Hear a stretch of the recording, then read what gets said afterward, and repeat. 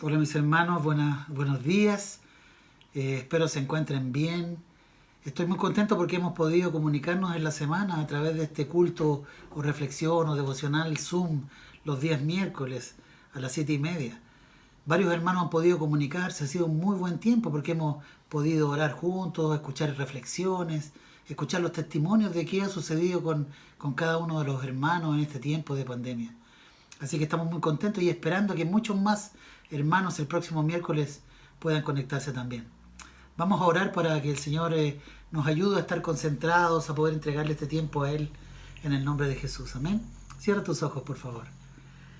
Señor, danos tranquilidad, danos un tiempo de paz, Señor, de poder concentrarnos en tu palabra, de poder escucharte, Señor, a ti, de poder abrir nuestro corazón para recibir una palabra, Señor. Es tan importante en estos días, Señor, poder estar conectados contigo. Y creo firmemente que el mensaje del día de hoy es un mensaje para nuestros tiempos, Señor. Gracias, Señor. Te agradecemos por lo que vas a hacer. En el nombre de Jesús. Amén. Amén. Mis hermanos, de hace más o menos 16 años atrás, una noche de viernes, lo recuerdo muy bien, mi esposa comenzó con sus dolores de parto. Íbamos a tener a nuestra hija Francisca. Esas famosas contracciones, esos dolores que uno no sabe qué hacer, ¿cierto? Le toma la mano a su esposa y le dice, ya va a pasar, ya va a pasar. No creo que nosotros los hombres hayamos sentido nunca un dolor como ese, ni creo tampoco que estemos preparados para sentirlo. Siempre me ha llamado la atención, mis hermanos, sin embargo, que a pesar de que las mujeres saben perfectamente lo que duele tanto ese día del parto, como todo el parto en realidad, todo lo incómodo que es, las molestias del embarazo, a pesar de todo eso, ellas siempre quieren ser mamás. Claro, es obvio, ¿verdad? Ellas saben que el nacimiento de esa criatura, el dar a luz, borra todo ese dolor. En la palabra de Dios, muchas veces tanto Jesús como sus discípulos hacen analogías con referencias a dar a luz, a un parto, al embarazo, al engendrar, etcétera, etcétera. Tengo algunos ejemplos para mostrarte en esta mañana. Juan 16, 21 al 22 dice lo siguiente, dice, la mujer cuando da a luz tiene dolor, porque ha llegado su hora, pero después que ha dado luz un hijo, ya no se acuerda de la angustia por el gozo de que haya nacido un hombre en el mundo.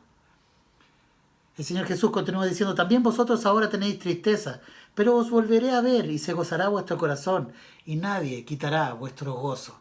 El Señor Jesús aquí dando un ejemplo, ¿cierto? Diciendo en otras palabras, mire, ustedes van a sufrir cuando yo no esté con ustedes, pero ese sufrimiento va a pasar, esa tristeza va a pasar cuando yo resucite y vuelva a verlos. Ahí vendrá el gozo. No se acordarán de la tristeza. Otro ejemplo que da el Señor, Pablo, el apóstol Pablo en Gálatas, ¿cierto? Conversándole a estos Gálatas que para él eran como sus hijos. Le dice, Gálatas 4:19, hijitos míos, por quienes vuelvo a sufrir dolores de parto hasta que Cristo sea formado en vosotros. Dando otra vez esta analogía al nacimiento, al parto. Santiago, el apóstol Santiago también en su libro hace una analogía con respecto al embarazo, hablando de cómo se gesta el pecado. Santiago 1:13 dice así, dice, cuando alguno es tentado, no diga que es tentado de parte de Dios, porque Dios no puede ser tentado por el mal, ni Él tienta a nadie, sino que cada uno es tentado cuando de su propia concupiscencia es atraído y seducido. Entonces la concupiscencia, después de que ha concebido, da a luz al pecado, y el pecado siendo consumado da a luz a la muerte. Está hablando también aquí de una especie de parto. Es concebido, da a luz, ¿cierto? Engendra. Está hablando también del embarazo en cierta forma. Yo quiero hablarles, mis hermanos, de un versículo en particular, que habla también de esto. Se encuentra en Mateo 24. Vamos a leerlo, el versículo 6 al 8. Dice así, dice, y oiréis de guerras y de rumores de guerras. Mirad que no os turbéis, porque es necesario que todo esto acontezca, pero aún no es el fin. Porque se levantará nación contra nación, y reino contra reino, y habrá pestes, y hambres, y terremotos en diferentes lugares, y todo esto será principio de dolores. Principio de dolores. De hecho, mis hermanos, todo el capítulo 24 de Mateo habla de guerras, tribulación, falsos profetas. Dice, ay de las que estén embarazadas en aquellos días. Habla de engañadores que aún pueden engañar a los escogidos de Dios, etcétera, etcétera. Bueno, por algo el capítulo 24 de Mateo es señalado con el nombre de señales del fin. Y todo esto será el principio de dolores, dice ese versículo, ese capítulo. Últimamente he escuchado mucho acerca de estos textos, muchos mensajes de pastores o personas hablando sobre estos versículos, tratando de descifrar los misterios de Mateo 24.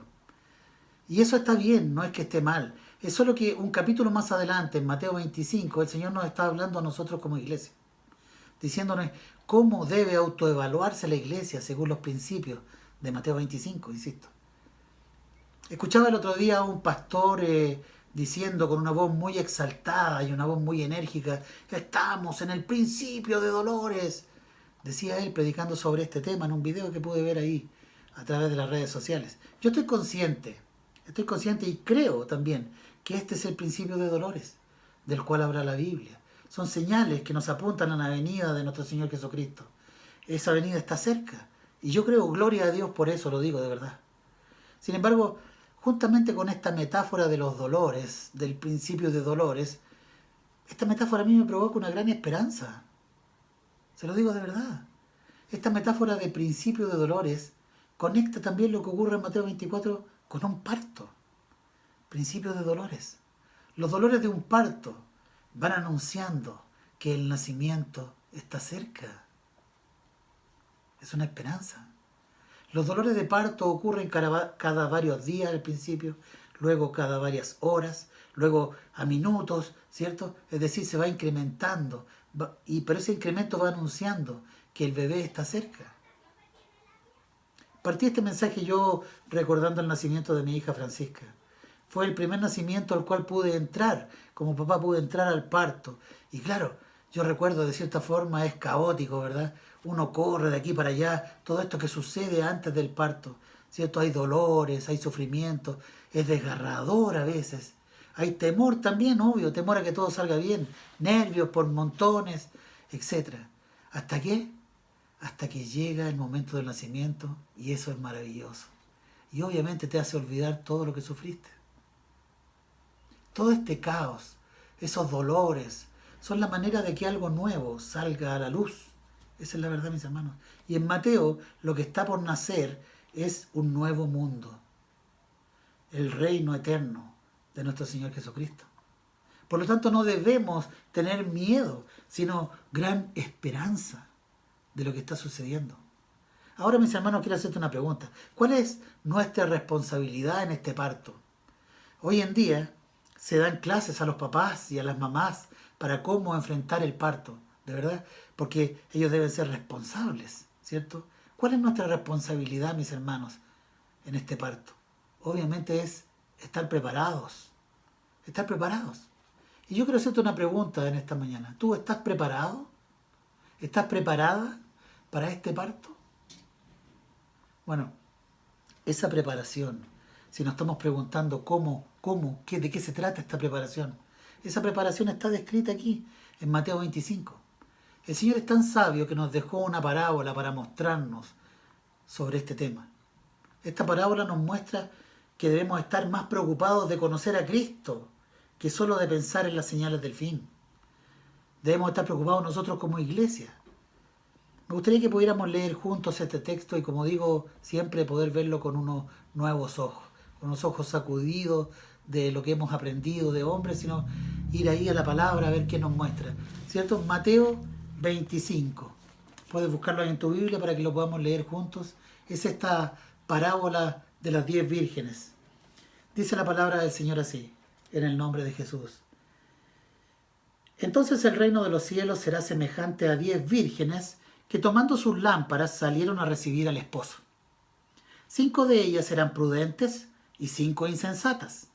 Las insensatas, tomando sus lámparas, no tomaron consigo aceite, mas las prudentes tomaron aceite en sus vasijas juntamente con sus lámparas. Y tardándose el esposo, cabecearon todas y se durmieron. Y a la medianoche se oyó un clamor: ¡Aquí viene el esposo! ¡Salid a recibirle! Entonces todas aquellas vírgenes se levantaron y arreglaron sus lámparas. Y las insensatas dijeron a las prudentes: Dadnos de vuestro aceite, porque nuestras lámparas se apagan. Mas las prudentes respondieron diciendo: Para que no nos falte a nosotras y a vosotras, id más bien a los que venden y comprad para vosotras mismas. Pero mientras ellas iban a comprar, vino el esposo. Y las que estaban preparadas entraron con él a las bodas y se cerró la puerta. Después vinieron también las otras vírgenes diciendo: Señor, Señor, ábrenos. Mas él respondiendo dijo: De cierto os digo que no os conozco. Velad, pues, porque no sabéis el día ni la hora en que el Hijo del Hombre ha de venir. ¡Wow! Lo primero que quiero decir, mis hermanos, es que esta parábola va dirigida a la iglesia. Tenemos que tenerlo súper claro. Lo segundo que diré es que es una parábola para estos tiempos.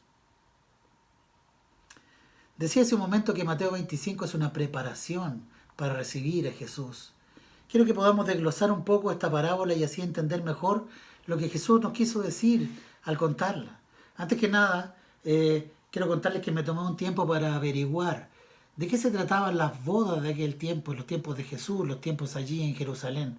Lo hice porque varias veces en la parábola esta analogía del matrimonio es descrita.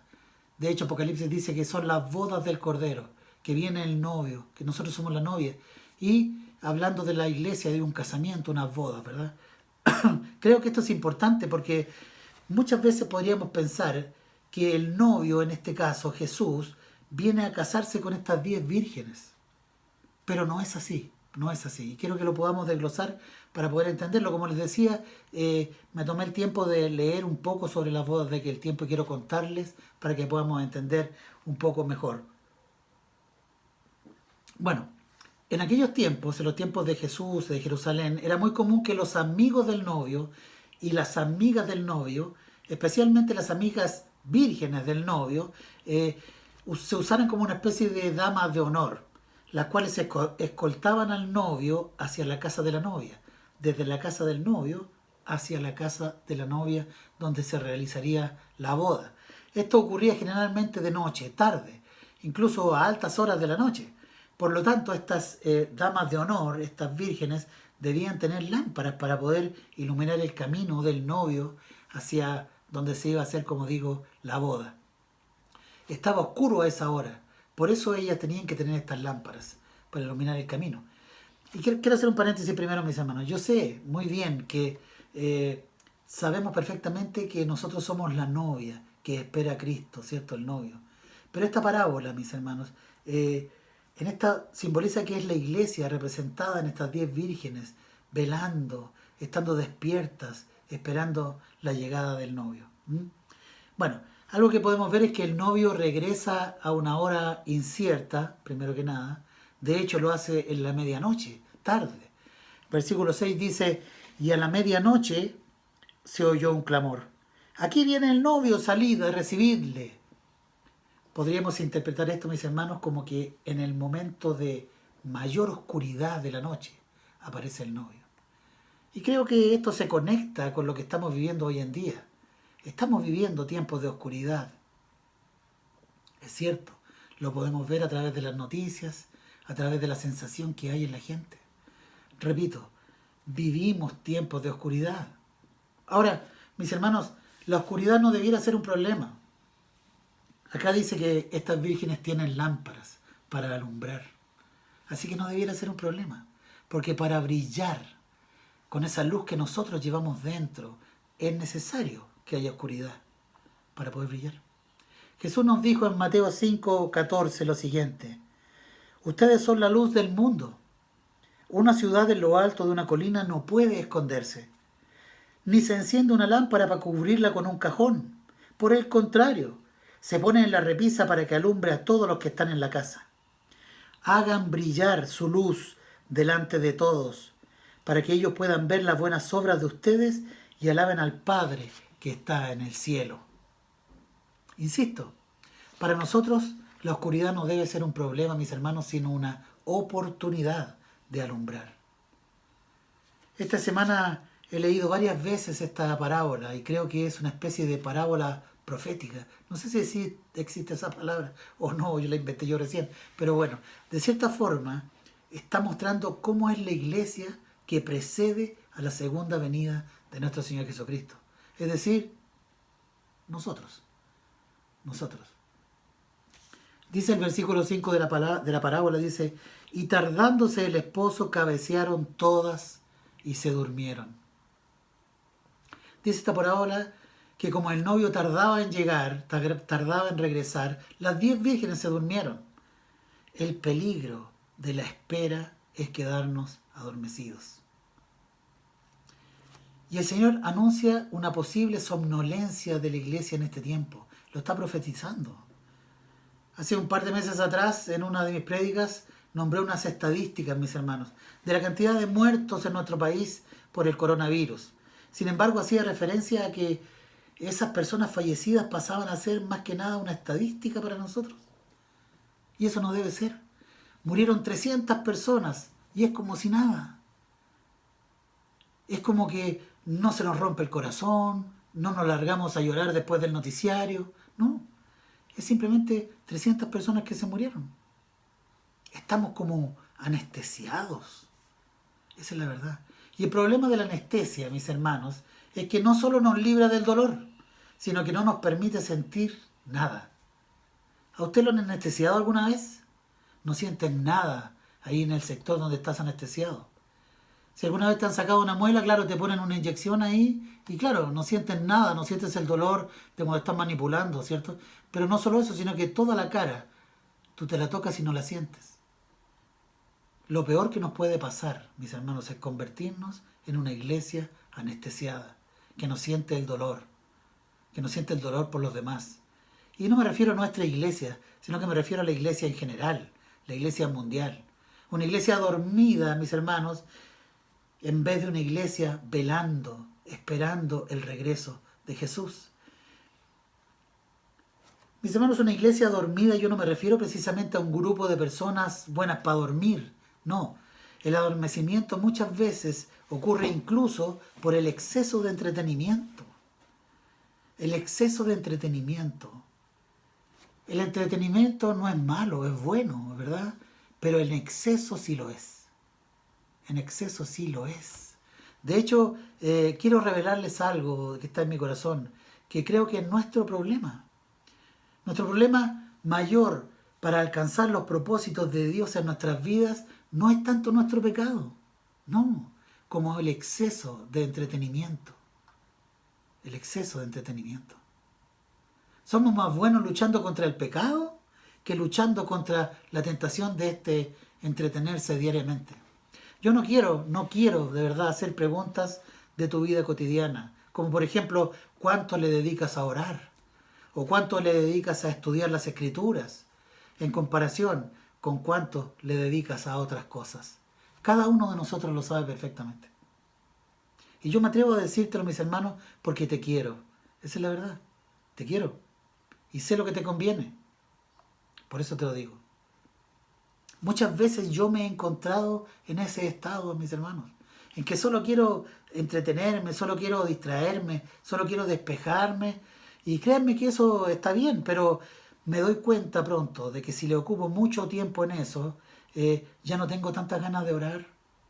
De pronto me doy cuenta que no tengo ganas de leer la Biblia, mucho menos de estudiar la palabra. Es entonces cuando mis respuestas no son las mismas de siempre. De pronto se me sale una mala palabra, mi carácter no anda bien, etc.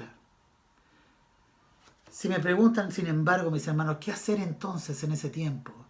Mi respuesta para salir de ese estado, de esa situación es la siguiente. Ora, aunque no tengas ganas. Esa es mi respuesta. Lee la palabra, aunque no tengas ganas. Alaba al Señor, aunque no tengas ganas. Porque sólo así activas el deseo de hacerlo. Créeme. Haciéndolo despiertas en tu interior ese deseo, aunque lo hagas de malas ganas al principio. No te darás ni cuenta, mi hermano, cuando estés encendido nuevamente. Mira, quienes tenemos el privilegio de predicar la palabra del Señor, podemos corroborar esto. Por muy alejado, sin ánimo de leer la palabra, el tener que hacerlo prácticamente por obligación, activa, por lo menos en mí ese fuego, por buscarle y adorarle, y en el momento estoy de nuevo encendido en el Señor.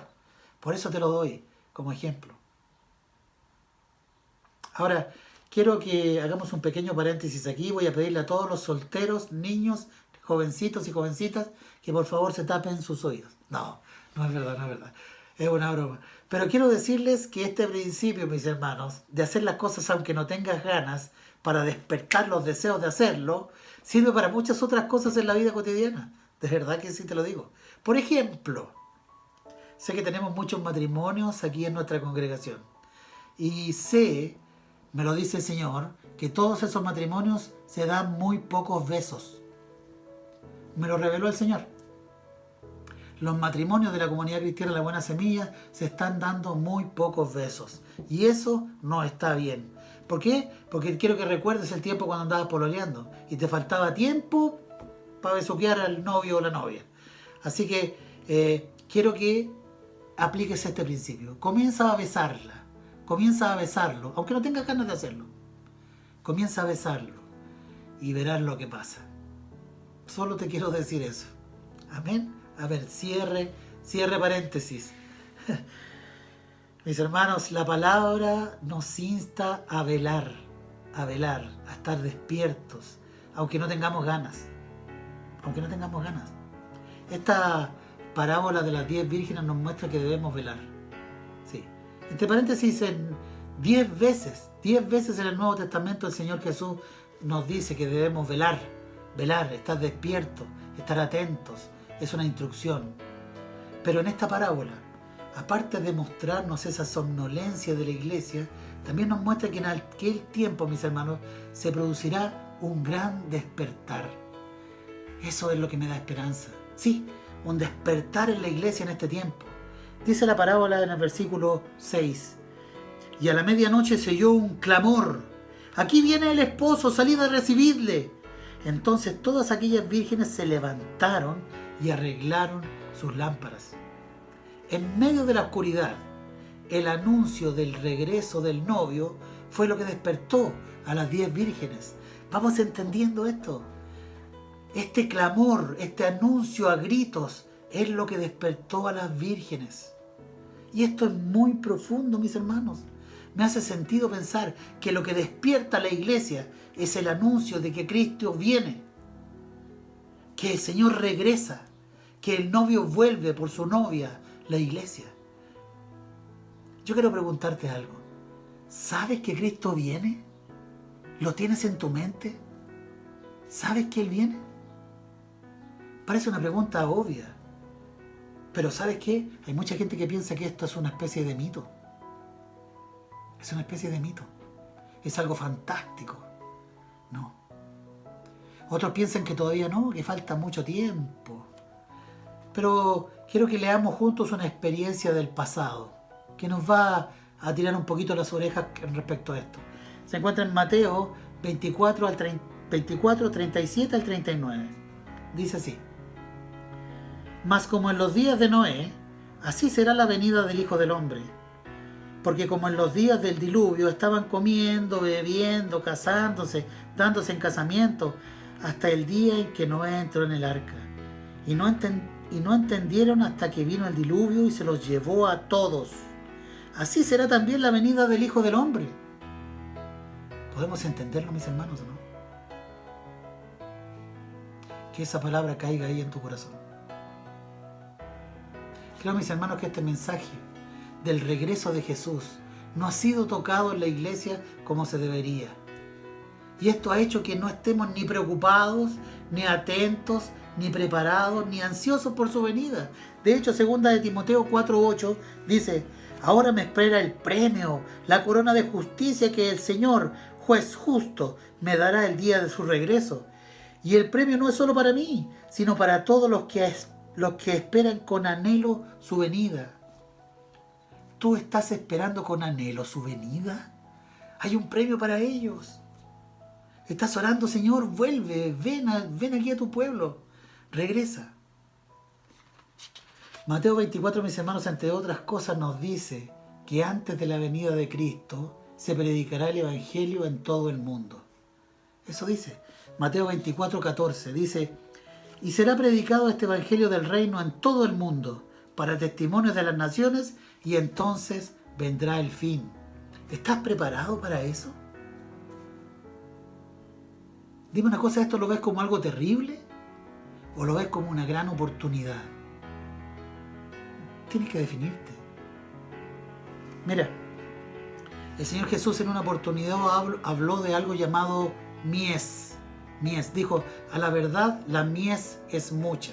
La mies es una especie de cereal que está listo para ser cosechado. De eso se trata. Quiso Cristo hacer una analogía para que entendieran que había que salir a predicarle a la gente. De eso estaba hablando él. Veamos lo que dice el versículo, porque con esto voy a terminar, mis hermanos.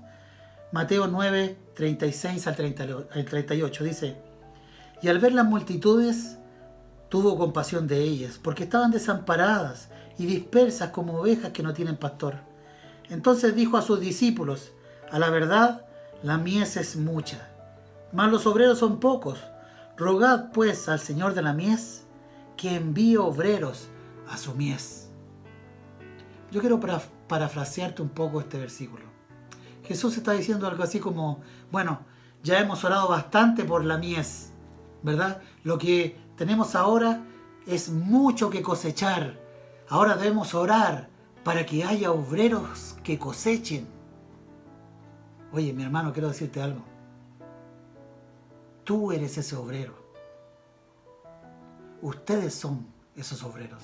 Somos nosotros. El Señor Jesús está pidiendo oración para que nosotros despertemos. Que Dios te bendiga.